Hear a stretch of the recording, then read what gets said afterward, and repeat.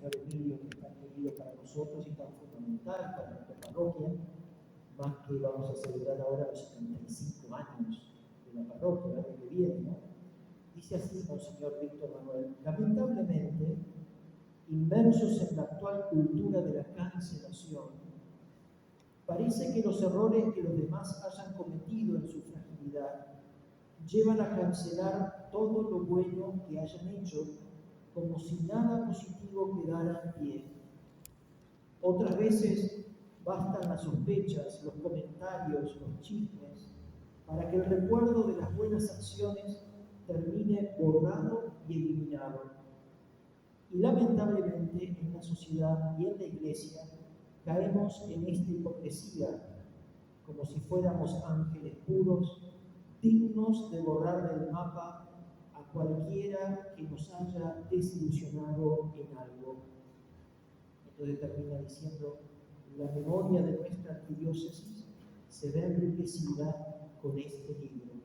Y bueno, en este libro de Paternidad que Perdura, ahí está la biografía de distintos sacerdotes. Algunos habrán cometido errores, algunos a veces se habrá sentido defraudado por ese sacerdote, pero ciertamente hizo un bien a muchas almas. ¿Cuánto más de este sacerdote, Monseñor Emilio, al que realmente le debemos, podemos decir, todo en esta parroquia de Santa Rosa, ¿no? Y quien va a presentar el libro es el autor, Marcelo Eduardo Greco, al que agradecemos mucho que haya venido hoy a visitarnos. Nació en Versalles, en el seno de una familia católica, compuesta por sus padres, Domingo y Amalia, y además de él 3 hermanos más. Uno es misionero del Instituto del Verbo Encarnado en España, y 2 partieron al cielo después de nacer, al nacer. Dirigente de la Acción Católica de la parroquia Nuestra Señora de la Visitación, en épocas del padre Lojoya, un sacerdote muy querido para el Instituto de los Orígenes, del Instituto. El Legionario de María, Nuestra Señora de la Salud de Versalles. Desde el año 2000 dirige el boletín digital y ahora blog y canal de YouTube El Caballero de Nuestra Señora. Colaboró en la radio del Obispado de San Justo con el programa La Escuela de María, y en Radio Identidad con una columna sobre el acontecer social con una mirada católica. Publicó algunos opúsculos en homenaje al padre Carlos Lojoya, se titula Bodas de Plata en el Cielo. Al padre Julio Gabriel, Una antorcha encendida. Y al cardenal Borrachino, que también pasó por aquí, por La Plata: no se olviden de rezar por las vocaciones. Parece que era un tema importante para Borrachino este tema, ¿no? Sí. Colabora con la pastoral en redes de la parroquia Nuestra Señora de la Salud, así que tomen nota con que quieren mejorar el tema del trabajo en redes en nuestra parroquia. Dicta conferencias sobre la vida de los santos, Mola, San José Gabriel Brochero, San Héctor Valdivieso Sáenz, el primer santo canonizado argentino. En la vida civil es licenciado en Relaciones Laborales y trabaja en el área de capacitación del Correo Oficial, donde da cursos desde hace 22 años. Bueno, lo recibimos con un fuerte aplauso.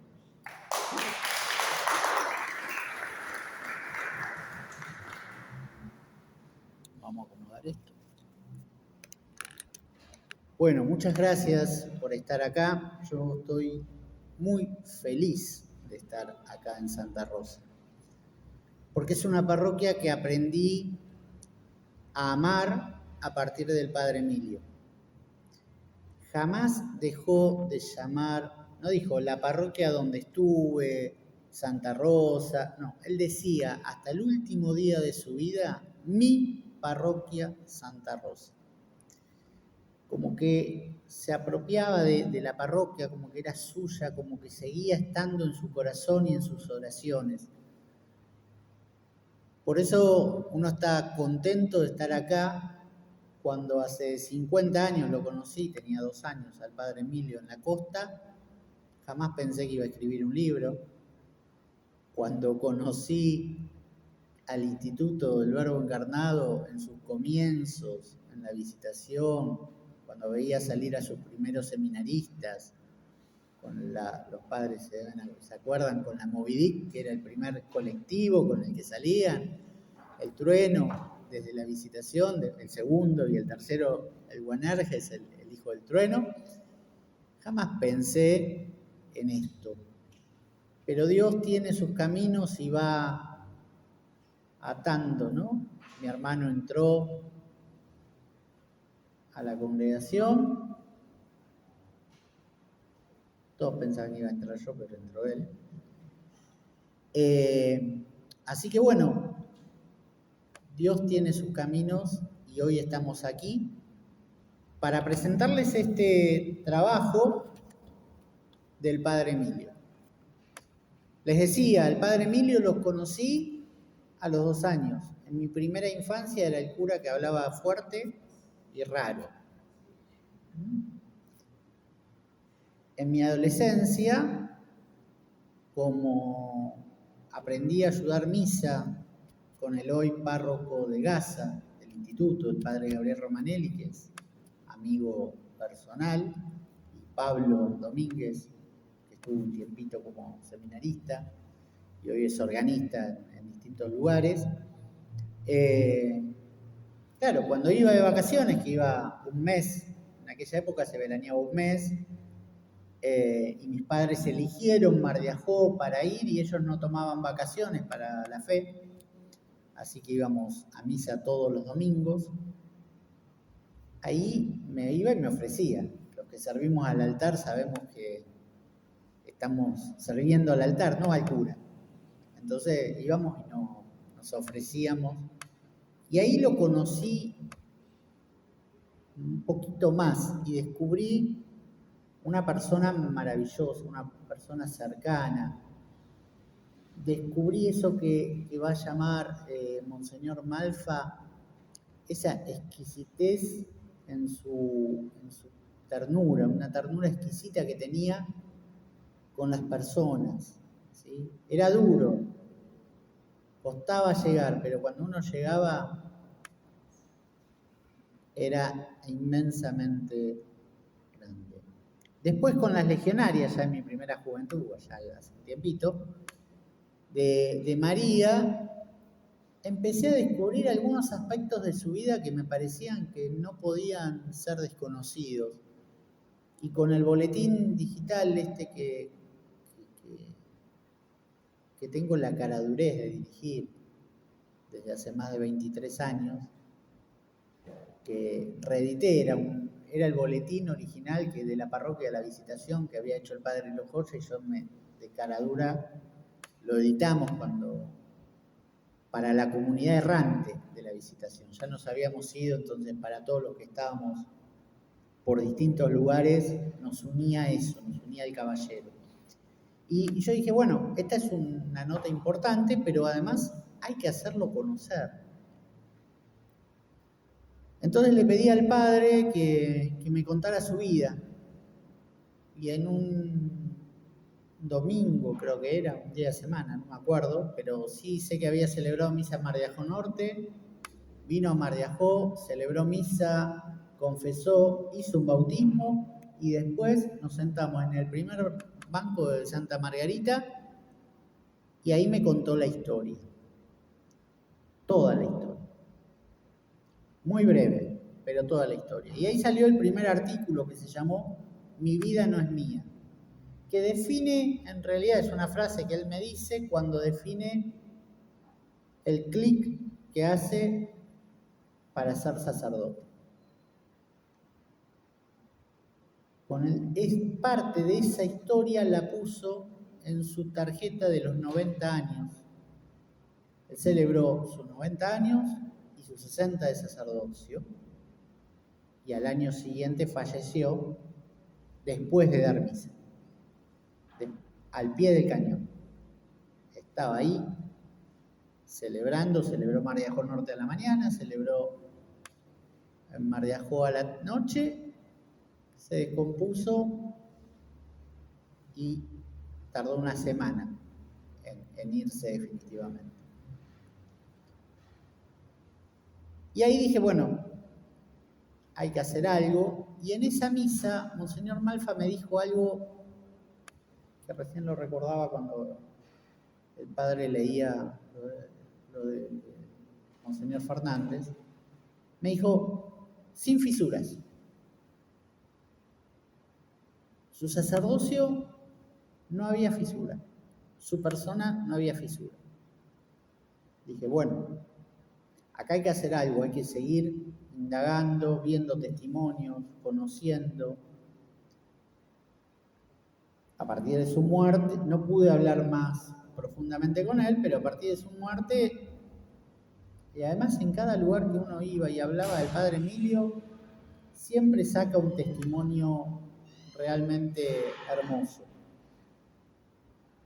Incluso de gente que no está en la iglesia.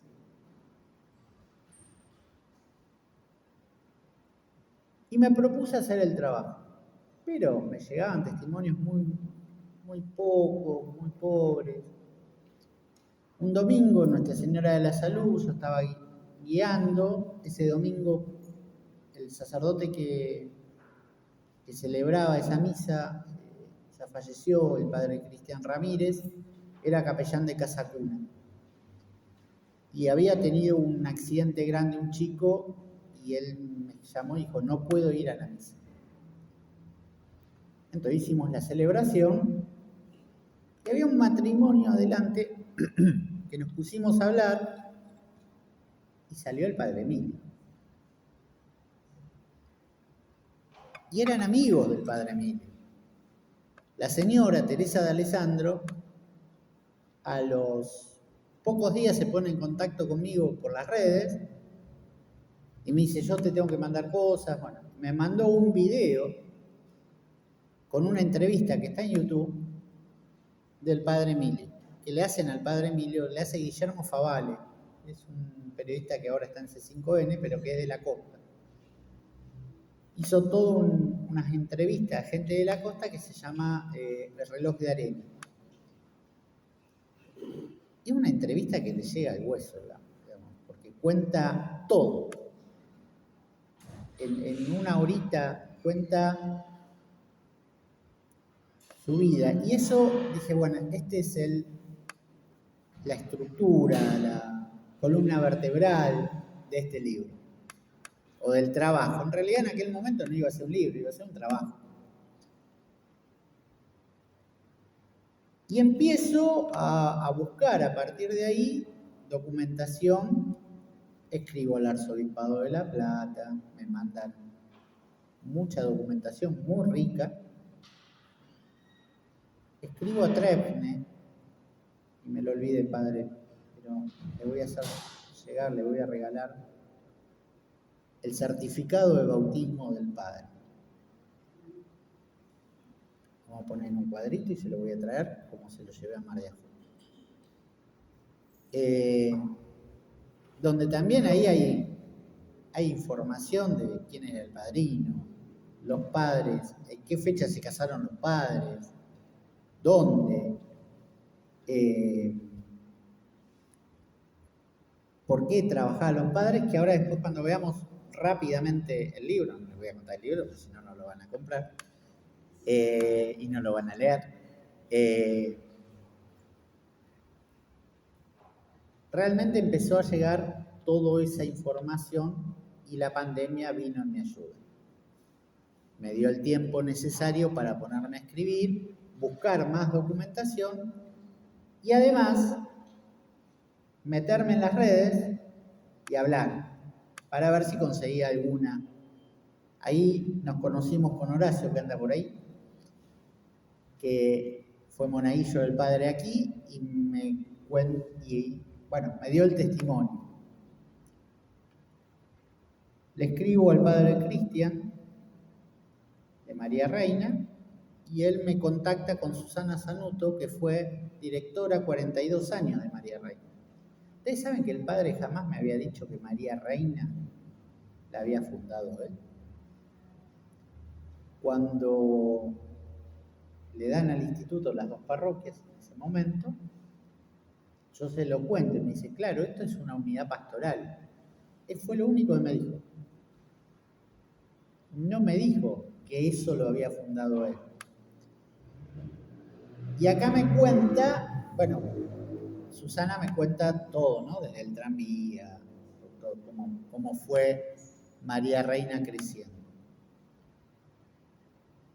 Gente de Mar de Ajó me manda. Ahí yo preparé una charla que di con ocasión de los 100 años. La publiqué en internet. Y aparecieron más testimonios, algunos de acá de La Plata. Me sale el apellido Correa y Susana y otra Susana. Peluso.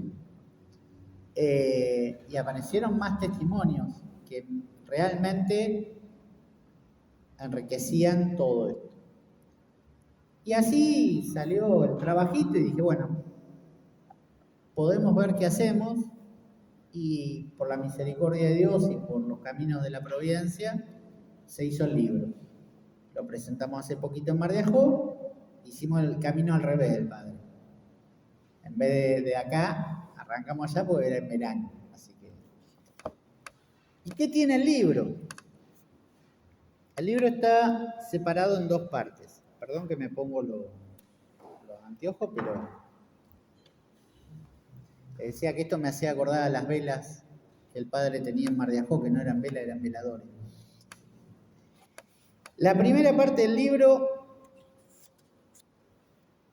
tiene su historia, ¿sí? ¿Y dónde arranca su historia? En las raíces. Yo hace poco, con la ocasión del Mundial, escuchaba a una periodista decir, Croacia es un pueblo joven. Y yo que había estudiado esto, me empecé a reír. No es un pueblo joven, es una nación, es un estado, si se quiere, joven. Pero no son pueblos jóvenes. Son pueblos milenarios, como pueblo, como nación, se han formado, se han estructurado. No tenían un estado propio. Pero ellos, en Eslovenia, los eslavos, llegan en el siglo IV y forman ahí, y forman un pueblo con cultura, muy culto el pueblo esloveno, con idioma propio, que eso nos va a ayudar a entenderlo más al Padre. Esa cultura y ese amor a la patria, después vamos a ver cómo pega, ¿no? Entonces la historia de Eslovenia es lo primero, ¿sí? Todos los pasos tuvieron por el Imperio Romano, estuvieron bajo el Imperio Romano, bajo los austrohúngaros, después fundaron el reino de Croacia, Serbia y Eslovenia. Después se transformó en la Yugoslavia monárquica. Después estuvieron los nazis. No, perdón. A Eslovenia le tocó, en la parte del eje, le tocó primero el fascismo, después cuando cayó el fascismo se quedaron los nazis y después el comunismo. Y la Yugoslavia comunista de Tito, que vamos a ver el impacto que tiene en la vida del Padre. Entonces hay que conocerlo para poder entender todo y cómo todo eso también va a impactar en la vida del Padre y cómo va a formar su personalidad. Esa es la primera parte de la primera parte, digamos. En el libro quedaron 2 partes, pero después cuando empecé a presentarlo, tendría que haber dividido un poco más. La segunda parte es su vida. Su vida que empieza cuando entró al mundo, como decía él, el 13 de diciembre de 1921, en un castillo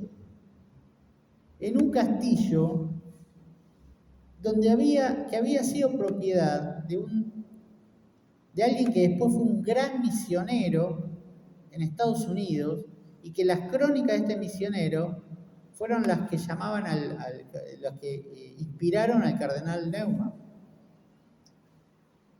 O sea, no es casual que el Padre haya nacido ahí, la providencia va atando un montón de cosas. por lo menos uno las ve. O no sé si fue así, pero uno entiende que la providencia ha estado ahí actuando. Y a los 2 días, en una parroquia mariana, es bautizado. Era la época cuando nos bautizamos al poquito tiempo, ¿no?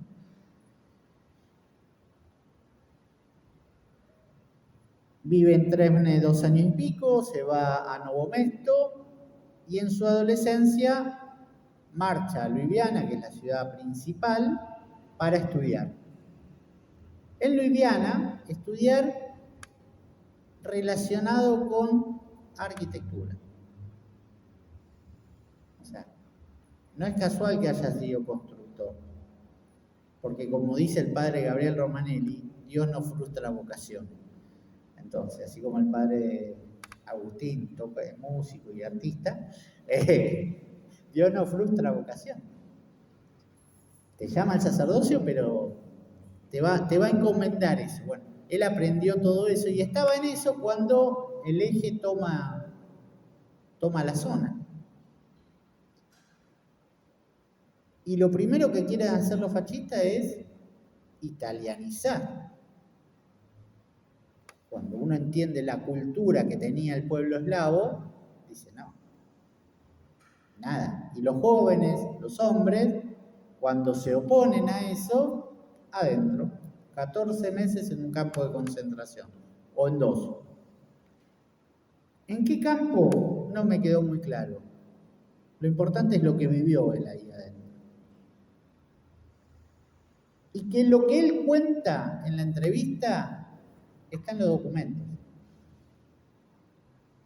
Está en los documentos. O sea, esto es lo lindo, que uno fue a buscar documentos sobre ese tema y está.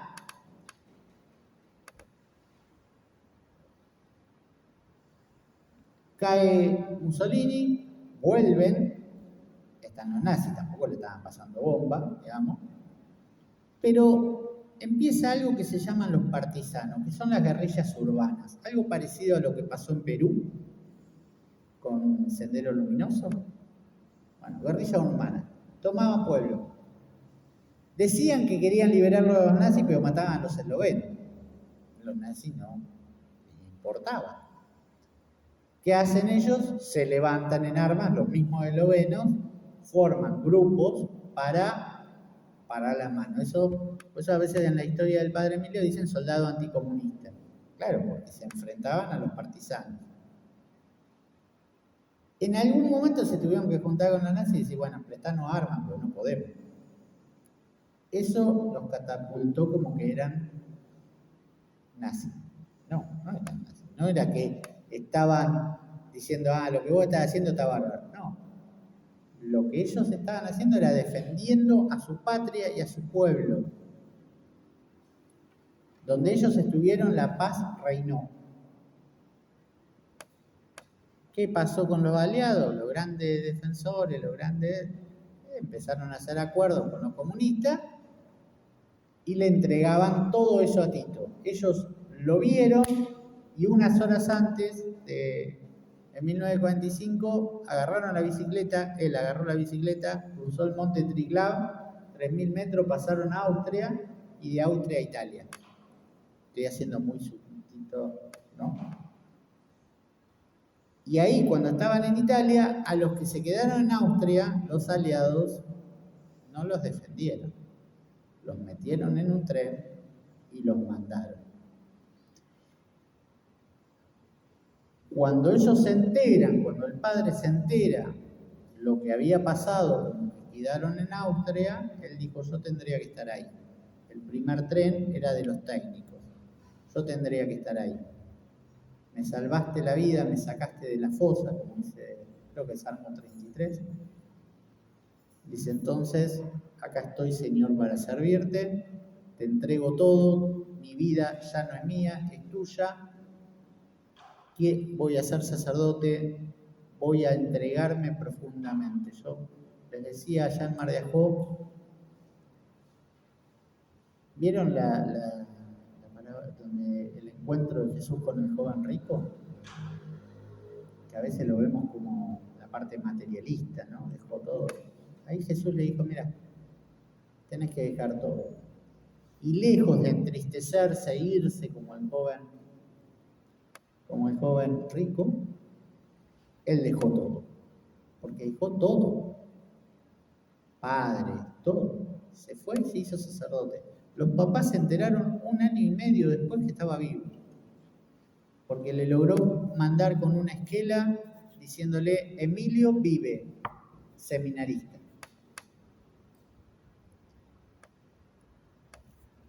Él tiene un hermano sacerdote y un seminarista que fallece, que lo matan los comunistas. Después el padre Leopold, que fue sacerdote y poeta, vivió hasta el año 97. El seminario esloveno fue una de las primeras cosas que los comunistas sacaron de Eslovenia. Estaban en Bressanone, en Italia. Pero no estaban muy seguros. Entonces empezaron a ver dónde iban. Con todos los refugiados que estaban allá en Eslovenia. Y acá había un padre, que se llama el padre Hacking, creo. Acá está bien escrito, así que lo van a poder leer mejor. Que hizo una obra muy grande en Avellaneda, un esloveno que llegó en el año 36. Y él se fue, dijo, tenemos que hacer algo con esta gente. Lo contacta al doctor Carrillo y el doctor Carrillo le hace el enganche con Perón. Lo convence Carrillo a Perón, que cuando tiene la entrevista le dice que vengan todos. Por eso el padre es tan agradecido a la Argentina, porque fue la única nación que los recibió. Todo el resto no los recibía, porque decían que ellos habían colaborado con el régimen. Por eso es tan grande también la comunidad eslovena en la Argentina.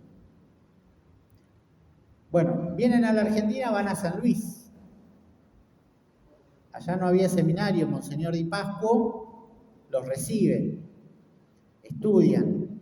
Ahí Monseñor Di Pascuo lo quería ordenar para la diócesis y ellos querían seguir estando incardinados en Liubliana. Entonces se vienen para acá, se vienen a Drogué. Tengo dos versiones. La versión del padre es que compraron una casita. La versión que está en el currículum del obispado de Chascomús es que era una casa que el arzobispado de La Plata le dio para que vinieran los que se iban a ofrecer en La Plata. Los ordena su obispo, como él decía, mi obispo, de Liubliana, que también estaba echado. Y estaba recorriendo el mundo, estaba en Estados Unidos y atendía a todos los eslovenos en la diáspora. Los ordena su obispo, Monseñor Rosman, en Ramos Mejía, un 13 de enero de 1952, o sea, ahora se cumplieron 71 años.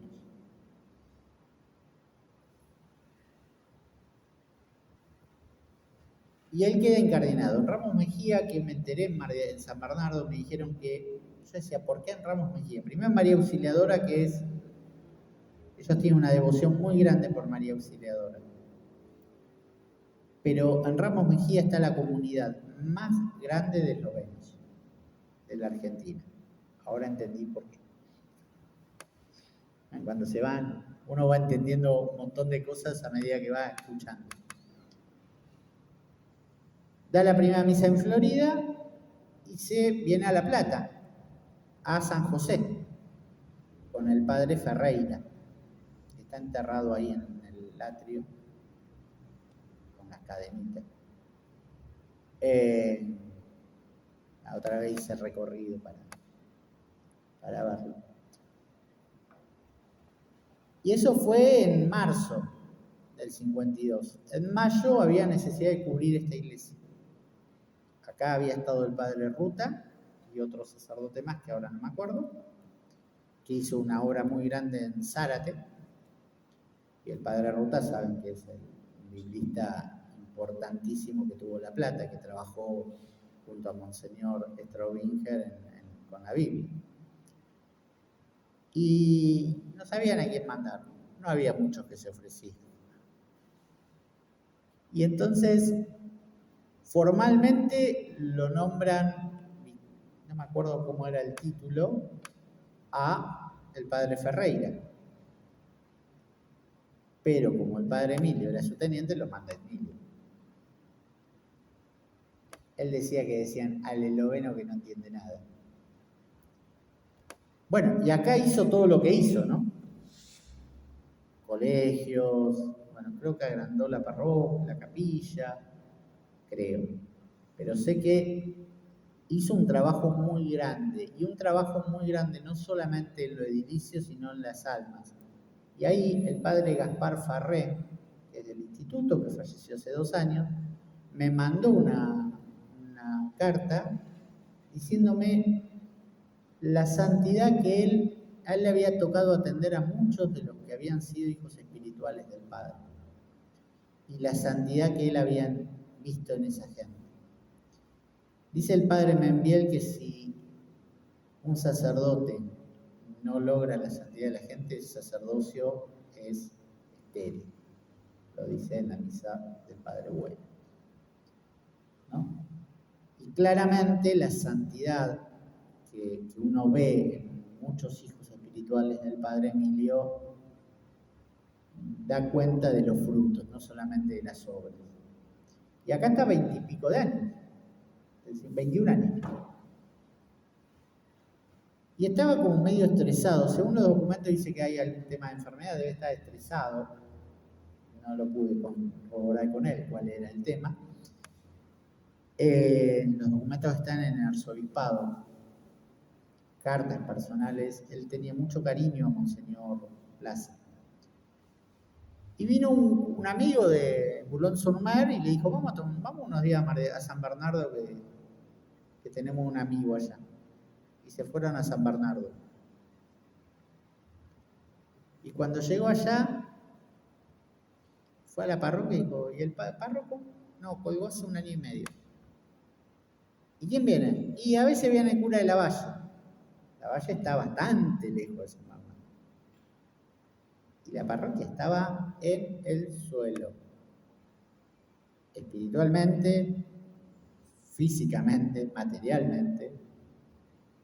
Esto era todo junco, dice un feligrés, no sé si en la misa de los 90 o después de su fallecimiento en algún video que hay por ahí. Dice, algo hay que hacer con esto. Lo llama Pironio. Pironio había sido auxiliar de La Plata y no conocía al padre. Entonces, llame, dice, Monseñor, tenemos que hacer algo. No tengo gente, no tengo cura. ¿Cómo pasa ahora? No tengo cura, no puedo. No me da. Bueno, pero algo hay que hacer. Me ofrezco yo. Dejo con dolor a mi parroquia de La Plata, que sabía que acá había curas en La Plata como para... y se fue a atender. Es la oveja perdida. No se quedó con el rebaño que tenía. Había que ir a buscar, no porque estuviesen perdidos, pero estaban desamparados, estaban como ovejas sin pastor y él se compadeció de ellos. Y por eso tomó la determinación de irse. Y un 29, se van a cumplir 50 años, 29 de mayo de 1973, se va a la costa. La parroquia era una, desde La Lucila hasta periferias de Pinamar. 3 iglesitas. Mar de Ajó, San Bernardo, una capillita que hay, Estela Maris, una iglesia chiquitita que está en la esquina, y La Lucila. Agranda, porque ya no daba abasto, Agranda, Santa Margarita. Agranda, La Lucila. Sobre Ruta 11 hay un barrio, Villa Clelia, hace la Virgen de Fátima. En el camino, entre Mar de Ajó y San Bernardo, en el camino, ahora es una calle, una guay, es el camino, eso era camino, no había nada, hace la ermita de El Buen Viaje, que me acabo de enterar que ese terreno fue a cambio de otro terreno que era de la curia, para que él dijo ahí se tenía que hacer un colegio no parroquial del Estado y un colegio en Mar de Ajó Norte, que estaba en una casa, dijo no, esto tiene que ser, hay que hacer un colegio como Dios manda. Los chicos tienen que estar en un colegio como Dios manda. Hace el colegio, hace la ermita, hoy es capilla. En Nueva Atlantis, un nuevo balneario, hace allí una hermosa iglesia en madera, Nuestra Señora de los Dolores y Santo Sepulcro, con el altar y el Cristo yaciente, todo tallado en madera en el altar, y todo un viacrucis, porque había un proyecto que no se llegó a terminar, que era en el centro, casi sobre Ruta 11, hacer toda una cuestión, un viacrucis con cosas turísticas, con hotel, que era para dar trabajo a la gente, no solamente en la construcción, sino en lo que después iba a avanzar. Y ahí está hasta el día de su muerte. Firme. Se divide en las parroquias, se divide San Bernardo. En San Bernardo arma el proyecto de la nueva iglesia, no sé si conocen, una iglesia enorme que tiene San Bernardo, que él la llama catedral, por lo grande que es. Cada capilla era una parroquia para él, no la llamaba capilla, la llamaba parroquia, porque lo que el padre Emilio fundó fue comunidades. Acá fundó los colegios, fundó María Reina, fundó comunidades. Con su fuerza, con lo que pudo, como le salió. La segunda parte del libro habla de eso, habla de su persona, ¿sí? De las barreras comunicacionales que tenía.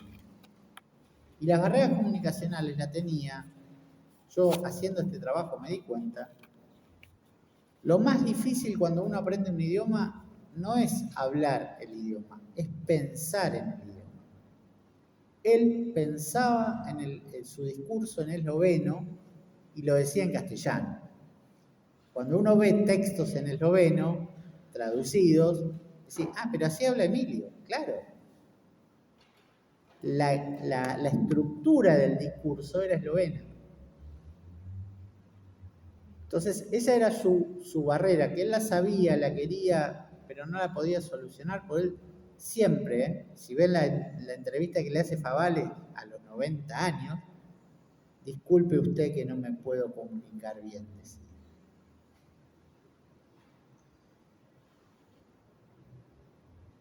¿Cómo amaba al pecador? Repudiaba el pecado. Desde Lambón al pecado lo destruía, pero al pecador no. Una frase que se acuerdan gente de Mar de Ajó. Es vergüenza pecar, no vergüenza confesarse con alguien, con un pobre sacerdote como yo. Y eso se demostró en muchas cosas. Una de las cosas que a mí me llamó mucho la atención, que habla de esto y de algo que se va a hablar después, que es de la misericordia del Padre. Año 53. Ubiquémonos tiempo, ¿no? Porque si lo pensamos desde ahora es año 53. Ustedes saben que no todos los pecados los pueden perdonar el presbítero, ¿no? Porque el que tiene la plenitud sacerdotal es el obispo. Y algunos inclusive están reservados a la sede apostólica. Hoy el Papa Francisco abrió algo que Guarrachino ya había hecho en Buenos Aires, a todos los sacerdotes les permitió que perdonen el pecado del aborto. Pero en aquel tiempo no. Y el padre, no me acuerdo si 53 o 54, 1 o 2 años de cura, le pide a Monseñor Borla, que era el vicario general de la diócesis, que le conceda la licencia para poder perdonar él y no tuviese que ir hasta allá para que lo perdone el obispo. Que no fuera... Eso es un acto de misericordia, es un acto de amor. A una chiquita de una de sus parroquias, quedó embarazada, fuera del matrimonio. La abuela le dijo, te pido que le pidas la bendición al padre, me va a matar. Fue y le dijo, padre, mire, venga mañana. La esperó con un reclinatorio revestido y le dio la bendición. No firmaba el pecado, ¿eh? No era que con eso decía, está bien lo que hiciste. Pero la misericordia por esa chica y por la vida que estaba ahí, que había defendido, lo llevaba a eso. Sensibilidad exquisita, esto que les decía, ¿no? Profunda generosidad. Era un hombre que estaba al servicio. Siempre. Mi último encuentro con él fue el 14 de diciembre de 2011. Le dije, bueno, padre, yo cuando voy a Mar de Ajó tengo la costumbre que me diera la bendición antes de viajar. Ese era el primer año que iba con auto, más todavía. Dice, ¿a qué hora sale? Mañana tempranito. Le digo, padre, a las 7 yo estoy acá, para lo que necesite, confesión, lo que necesite, estoy acá. Ya a las 7 estoy acá. Y era siempre ese servicio, siempre estaba dispuesto. Ibas a sacristía, no salía a saludar, pero ibas a sacristía y te recibía, te atendía, que una misa te la anotaba él. Era siempre esa sensibilidad y siempre preguntando por tu familia, por esto, por lo otro, siempre atento. Tenía un humor inglés, si se quiere, porque era difícil, pero era permanentemente, cada 5 palabras te decía un chiste. Y vos no lo entendías, porque además entre que hablaba esloveno y eran esos chistes medio raros, qué sé yo,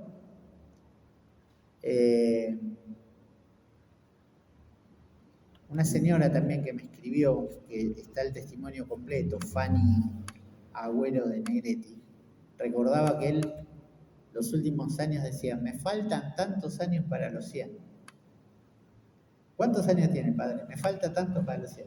Me faltan 10 para los 100. Siempre decía así. Y con eso tenía muchísimas pequeñas cositas que uno tenía un gran humor, que cuando uno se acercaba lo descubría.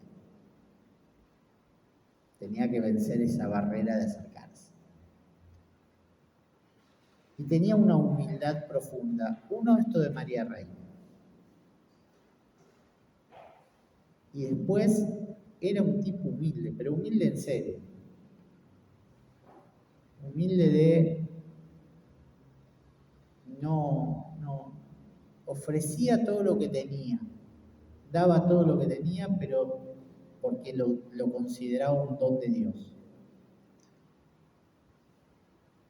Sacerdote y pastor, primero consciente del enorme don. Yo no soy digno, decía de él. ¿Y por qué? Le pregunta Favale. Porque el sacerdocio es para gente grande, para gente, uno no es, o sea, en el fondo él decía, el sacerdocio es algo tan grande que no es para mí. Y en realidad él lo había hecho grande también, porque se había configurado con Cristo sacerdote. Entonces él nos mostró la grandeza del sacerdocio. Pero él era consciente de que era un don y un misterio, como dice Juan Pablo II en aquel escrito que hizo para sus 50 años sacerdotales. Era celoso, y acá cuando es celoso con el celo de Dios, ¿no? El celo apostólico, el celo por las almas, el celo por la casa de Dios. Y a veces ahí no lo podemos llegar a entender, y menos en esta época, ¿no? Pero ese celo que tenía, ese celo que hacía que pusiera con su letra muy particular en la puerta de Santa Margarita, acá hay que entrar de esta manera, no me entre en el sol, en esto, en lo otro. Y algunas otras anécdotas que, claro, eran complicadas, ¿no? Pero era el celo apostólico. Era ese celo apostólico que hacía que por ahí nos retara. Dice un locutor de Canal 11, es ese sacerdote que de tanto retarnos de niño nos ganó el corazón. No llevaban enojos o rezongos, era su celo apostólico. No lo terminaba así, pero terminaba más o menos. Lo que quería decir era eso. Era ese celo sacerdotal, ese celo por las almas. Me contaba el padre de Mar de Ajó, padre Luis, que está ahora en Mar de Ajó, que encontró entre sus cosas catecismo que hacía para los chicos. Catecismo que armaba para los chicos. Eso era el celo sacerdotal. Era un trabajador por las almas. Quería que llegáramos al cielo. Triunfar con Cristo, decía. Sacerdote de oración, de profunda oración. Cuando estaba en Mar de Ajó se tomaba un día al mes para venirse hasta el Santísimo Sacramento. Venía a hacer unos trámites a Buenos Aires, entonces se tomaba el micro a la madrugada, llegaba, se cruzaba la ciudad y hacía un pequeño retiro. Confesaba y después se iba a hacer los trámites y se tomaba el micro de vuelta. Pero además de oración profunda, rezaba el rosario, hombre de ayuno, en la cuaresma hacía los ayunos. Creo que él siguió teniendo el viejo esquema de ayunos, pero además, no sé si llegó a hacer los 40 días como lo hacía Membiel o como lo hicieron varios, pero sí era un hombre que bajaba, durante la cuaresma bajaba las comidas, como que se ofrecía eso, un hombre de oración y de sacrificio, y de oración por todos, en especial por los difuntos. Rezaba en la misa, rezaba en el momento de los difuntos, además de todo lo que tenía anotado, por los que están por morir en estas horas, decía, y por los que nadie reza por ellos. Hay millones, pegaba el grito. O sea, misericordia. Además de rezar por sus benefactores, ¿no? Por los benefactores de las obras. Pero esa parte final, a un solo sacerdote le escuché rezar por los que los que habían muerto en ese día. A ver, no quiere decir que los sacerdotes no lo hagan, por ahí lo hacen, pero expresarlo y hacernos rezar por los que morían en ese día y por los que nadie reza por ellos. Una obra de misericordia inmensa, porque lo hacía en la misa, que no hay lugar más hermoso para rezar por alguien. A veces cuando alguien te dice, che, ¿y cómo te lo pago? Vas a dar una misa. Ofrece una misa por mí, ¿sabes qué lindo? Hace poco cumpleaños el párroco me mandó y dice, voy a ofrecer la misa. Qué lindo regalo, el regalo más grande que me puede hacer padre. Sacerdote de iglesia, cuando uno ve, él era muy unido a los obispos, muy unido a la comunidad, muy unido al clero, muy devoto del Papa, sobre todo de San Juan Pablo II, cuando lo nombraban en la misa, incansable, misionero, algo así decía. Acá está más textual, pero como infatigable trabajador por las almas, algo así, especialmente por Juan Pablo II, que además era eslavo, como el eslavo polaco, pero eslavo al fin. Y sacerdote de los sacramentos. El sacramento de la confesión era permanente. Encontrarlo en el sacramento de la confesión, sentado en el confesionario, que como dice Monseñor Malfa, refiriéndose a él en la misa de los 90 años, dice: un sacerdote sentado en el confesionario es la misericordia de Dios esperando.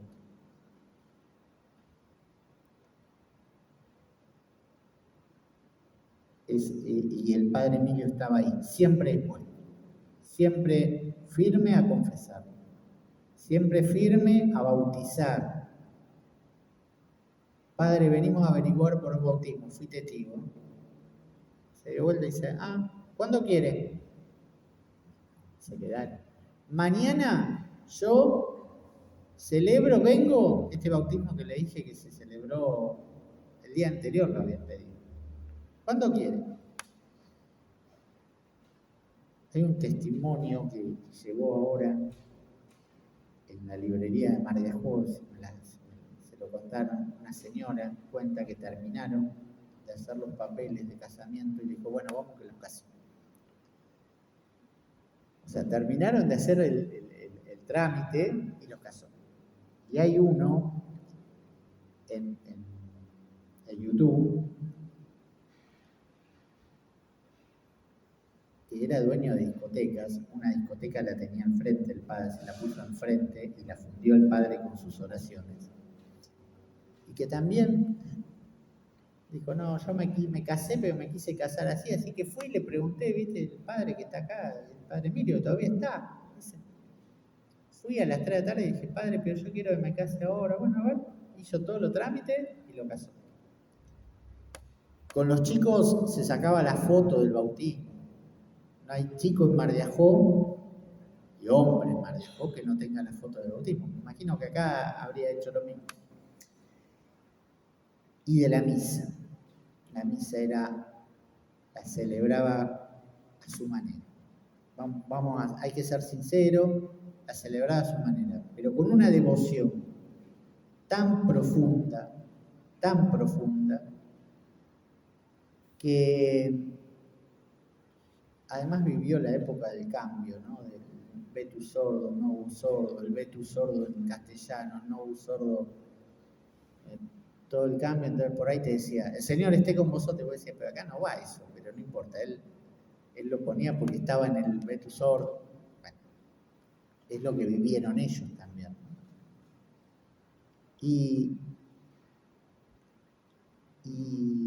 Pero celebraba con una devoción en el altar. Te hacía participar, como dice Benedicto XVI, la verdadera participación es participar en el acto principal, callado, pero para poder ofrecerse, como pide el concilio. El concilio pide que la participación activa sea que los fieles puedan ofrecerse a sí mismos en el altar con Cristo. Y él te hacía eso. Y cuando levantaba la otra, me acuerdo que una señora nos contó, y a mí me marcó para después tener la devoción, cuando hacía la elevación y todos agachaban la cabeza. Y él decía: ¿por qué agachan la cabeza? Mírenlo al Salvador, mírenlo a Cristo. Levanten la cabeza. Tenía esas cosas, ¿no? Tocaba el órgano, paraba la misa y iba y se ponía a tocar el órgano, que creo que acá también lo hacía. Pero era con una devoción inmensa. Sacerdote mariano, devoto de la Virgen. Todas sus nuevas fundaciones fueron marianas.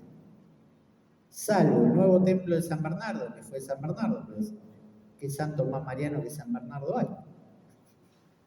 Entonces, todas las nuevas fundaciones eran marianas. María Reina, Buen Viaje, Fátima de Villa Clelia, Nuestra Señora de los Dolores, todas fueron marianas. Nuestra Señora de Johnstown, que era una capillita que hay atrás, que ahora el padre de Mar de Ajó volvió a celebrar misa los sábados a la mañana.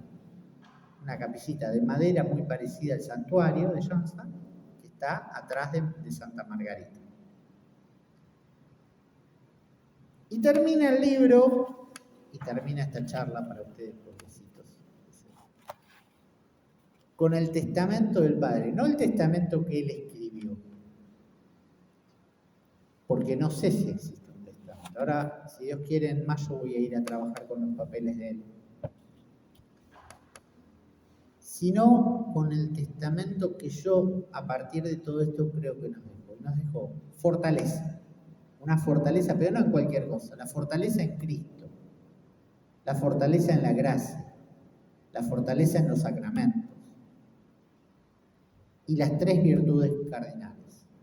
La fe, que recibió en el bautismo y que la conservó por la gracia de Dios y también porque Él quiso conservarla y la predicó. Y la predicó. Por eso esto se llama apóstol. El primer nombre del título dice apóstol. Apóstol, animado y trabajador. Animado y trabajador era lo que le decía Monseñor Plaza. Apóstol es porque él predicó la fe. La esperanza, porque siempre nos puso allá arriba y nos hizo mirar el cielo. Y la caridad que la aplicó fundamentalmente en los sacramentos que él daba. Porque la mayor caridad es que lleguemos al cielo. Toda la otra caridad es la añadidura, que está bien, que hay que hacerla. Por amor a Dios, amamos a los hombres. Si no amamos a Dios, es difícil que nos amen. Si nos miramos al espejo, ¿quién nos va a amar? Podemos amar al otro cuando amamos a Dios, porque vemos en el otro, porque reconocemos en el otro, como decía Madre Teresa de Calcuta. 4 horas de adoración tienen las hermanitas de Calcuta. Y lo primero que hacen a la mañana es la misa. Porque cuando salen lo pueden reconocer a Cristo. Después de unirse con Cristo lo reconocen. Entonces una hermanita le dijo un día: Madre, hoy estuve limpiándole las llagas a Cristo. Había estado limpiando a un enfermito de Calcuta que estaba tirado en la calle. Pero porque podemos reconocer a Cristo. Y esa es la caridad que nos dejó el Padre Emilio. Todo lo otro, todas las obras del Padre Emilio, son físicas, pero porque tenían un solo fin, que era la caridad. La caridad en Cristo. Así termina el libro y ahora vamos a hacer si alguien quiere hacer unas preguntas, y después lo vamos a terminar no con un aplauso, lo vamos a terminar con una oración, que es la oración final que está en el libro, que es una oración por los sacerdotes. Una oración que me enseñó el Padre Emilio, que la rezaba el Padre Emilio, que es de Santa Teresita. Y es una oración que los contiene a todos. Y es una oración que tenemos que hacer mucho. Tenemos que rezar por los sacerdotes, tenemos que rezar por las vocaciones. Este libro tiene como objetivo de mínima que nos sirva, por eso tiene un subtítulo: Reflexiones a la luz de la vida y testimonio de Monseñor Emilio Pousset. No es un relatito, como dice el padre Maxi de San Bernardo, decía, y bajás a la doctrina como si fueras él. Y sí, la idea es reflexionar a la luz de su vida que nos puede servir a nosotros. Y capaz que alguno leyendo este libro y está sintiendo el rum rum, por ahí, como dice el cardenal Poli, dice: ¿y si dejo todo y me hago sacerdote? Si me doy cuenta de lo que Dios me hace y me ayuda y me ofrezco totalmente a las almas. Así que pueden regalárselo a gente joven también. Aunque le digan: no, yo no leo, a mí déjame el celular. Cuando tengas tiempo lee un poquito. Dicen los que lo han leído que se lee de corrido mejor. Yo creí que iba a ser un plomo, pero no, parece que es bueno. Así de bueno, ojalá pueda dar y también sepan que la idea es que ayude en las parroquias donde estuvo el Padre Mío. O sea, cuando ustedes compren una partecita es para cubrir el gasto, pero la otra es para ayudar a las parroquias. Porque es también una forma de que el apóstol siga haciendo su apostolado, siga haciendo su obra. Bueno, ¿hay alguna pregunta? En un momento de una de las presentaciones que usted hace de la vida de él, menciona que él quería ir a misionar a China. A mí me interesó porque yo estuve misionero en China, entonces, ¿cómo es eso? Cuando ellos vienen, se ofrecen a La Plata, ellos querían volver a Liubliana, querían volver a Eslovenia, pero no podían volver, eso no lo dije, porque el padre estuvo condenado a muerte por traición a la patria hasta el año 90 y pico.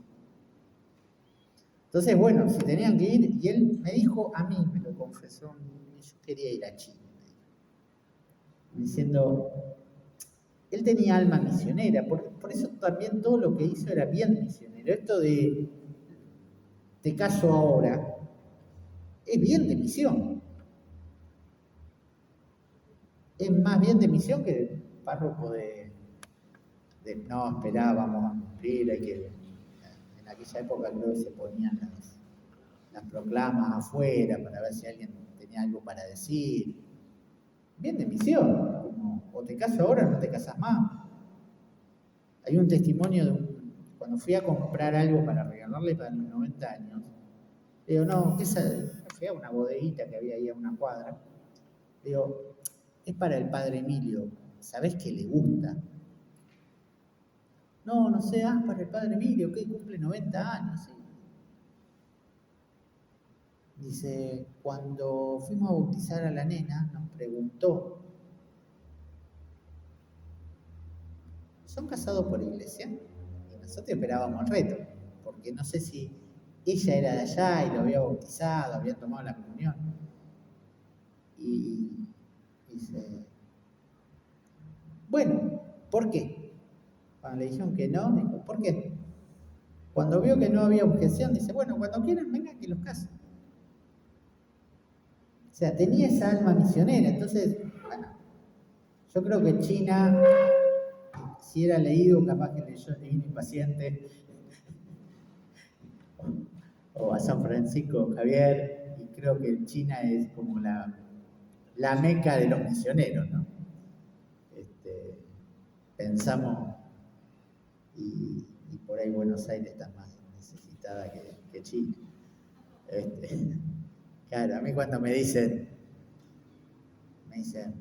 tu hermano estaba en ese momento, estuvo en Ibiza, estuvo en Palermo, qué lindo destino. Le digo, pero misionero es más complicado ahí que en Surán. O sea, en las comodidades seguramente tenés más comodidades, lo cual es más peligroso. Pero el evangelio llega distinto, o no llega, no penetra, te cuesta. Cuanto más cercano a la civilización estamos, más difícil es. Padre. Es una pregunta que, ya que ha estado en esta parroquia, el padre misionero, el padre Emilio, acá una viejita polaca, o descendiente polaco, también está en otra polaca. ¿No? Olga, ¿no? Descendiente polaco también. Olguita, hola. Bueno, acá se llama Ana María Vilis y me escribió, porque me mandé la foto de la conferencia, de la presentación. Me dice, querido padre Emilio Pouso, siempre en mi corazón. ¿Y cuál es el apostolado concreto que hizo acá en la parroquia nuestra? Porque hay mucha gente que lo recuerda con mucho cariño, visitaba algunos de los italianos también. Yo creo que el apostolado general, pero la fuerza del apostolado en La Plata fue la educación. En un contexto donde la iglesia, la ley 1420 le saca a la iglesia la catolicidad dentro de la escuela, ¿no? De la escuela pública. Entonces, la iglesia a partir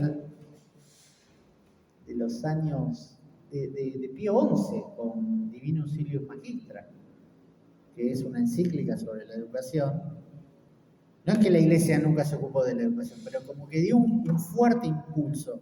Y acá Monseñor Plaza, por lo que estuve viendo, le dio un impulso fuerte a la educación y a los colegios parroquiales.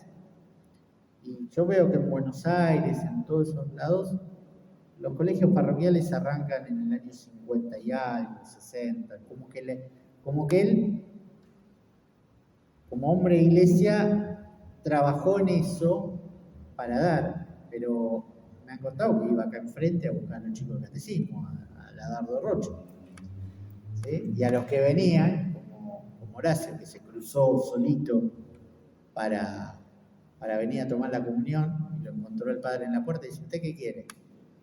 No, yo venía con su familia y no me acompaña muy mal, no importa. Venga, yo lo anoto. ¿No? Yo creo que la impronta fuerte fue la educación en esto. María Reina arranca más por la escuela que por la capilla, pero él hace la capilla. La capilla fue la segunda aula, porque la primera aula fue una casa de una familia. Después la capilla, que tenía una cortina, entonces cerraban la cortina y durante la semana en María Reina daban clase en los bancos. Después vino el tranvía, que por los años fue cuando se cerró los tranvías acá en La Plata. Entonces el padre Emilio era mendicante, ¿no? Era misionero mendicante. Pedía a más no poder. Y iba y golpeaba allá. Y de hecho Susana Sanuto consigue el puesto de maestra porque un tío creo que trabajaba en obras públicas y el padre iba siempre a obras públicas. Y consigue un tranvía y pone un tranvía que dice que se llovía más adentro que afuera. Y después construye las aulas, que las dibuja en una servilleta. Como era, que me dijo el padre Luis que encontró un libro de ingeniería. Yo creo que la impronta, lo cual no quiere decir que haya abandonado el resto, porque el resto de las misiones parroquiales estaban, pero la impronta fuerte fue la educación. Y la impronta fuerte, él se quedó más en Santa Rosa. María Reina lo formó y las acompañaba a las maestras. Él iba, se les aparecía, dejaba el Renault 4 en la ruta y entraba, y iba y se les aparecía a la maestra a ver cómo estaban, qué necesitaban, si necesitaban algo, pero no estaba más pleno. Acá estaba un poco más, además el secundario lo hizo en el 70, o sea, fueron los últimos 3 años que él estuvo. Así que bueno, si les parece, ¿hay alguna consulta, testimonio? Si alguien tiene más testimonio, sí. Esta parroquia era inmensa, yo no sé el radio, pero era inmensa, llegaba hasta casi Magdalena, que fue donde él puso una imagen del Buen Viaje. Que cuando yo leí en los papeles del arzobispado lo del Buen Viaje,